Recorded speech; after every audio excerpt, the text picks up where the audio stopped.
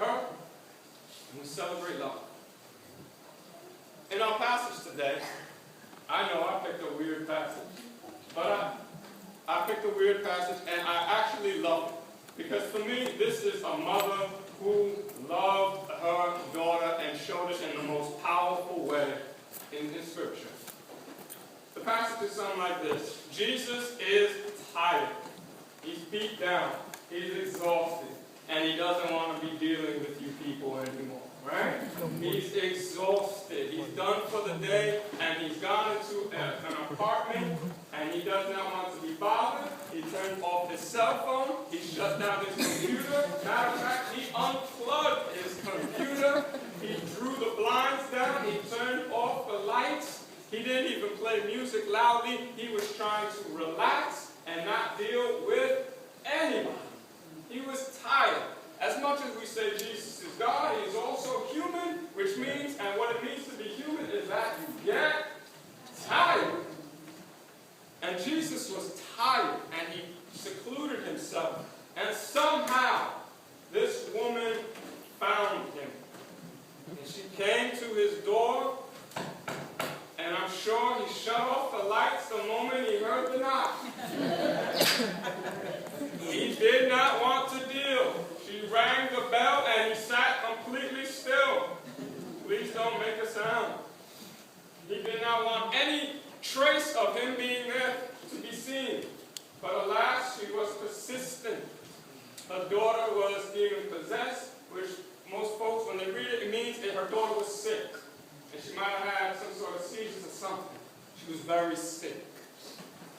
And so, this woman, she loves her daughter so much that she finds Jesus. And this wasn't inconvenience in our times, but this was a taboo in their time. For a woman to just go and just break social boundaries. She was Gentile and a woman. He was Jewish and a man. And she was being a bit pushy. She found him, knocked on his door, and got him to talk. She pleaded with him, begged him, please heal my daughter. And you know, this is kind of hard to read. But Jesus is tired. And he doesn't say something nice to her. We could try to defend Jesus and say, well, you know, you could try to defend him. But if you were the woman, and you heard, it is not right to give the children's bread to the dogs, and you heard that you, in that situation, were the dogs, although Jesus might have meant the nicest thing by it, you probably would get your feelings hurt. And it probably would have insulted you. And it probably would have burned you. And it probably would have made you very mad. Jesus, he lets a word slip, a tired, maybe burned out for the day Jesus, just lets a not nice thing slip out of his mouth. And if it was for something smaller, she might have said, forget you. If it was for something smaller, she might have said, never mind.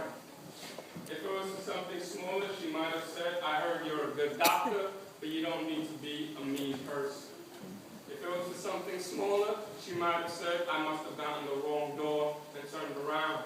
If it was for something smaller, her ego might have been taken over, and she might have wanted to protect or vindicate or revenge her ego and not have cared for her daughter.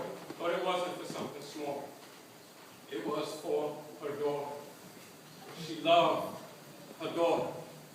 And though what he said burned her, though what he said was insulting, though what he said might have damaged her ego, nonetheless, she pushed it through, and she responded to him with reverence, faith, and wittiness. And because of that, Jesus says, because of your response, your daughter is healed.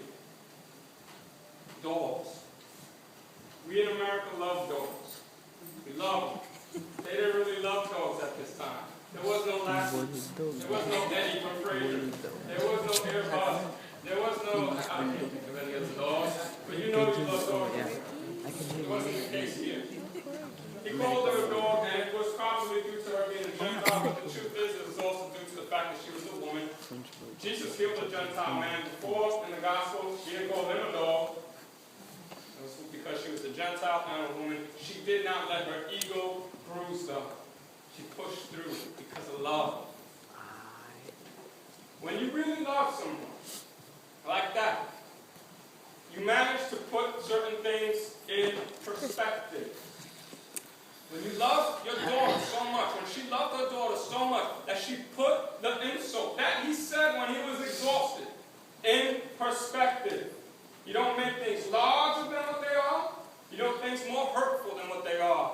You put things in perspective for what really counts. That's what happens when you love somebody.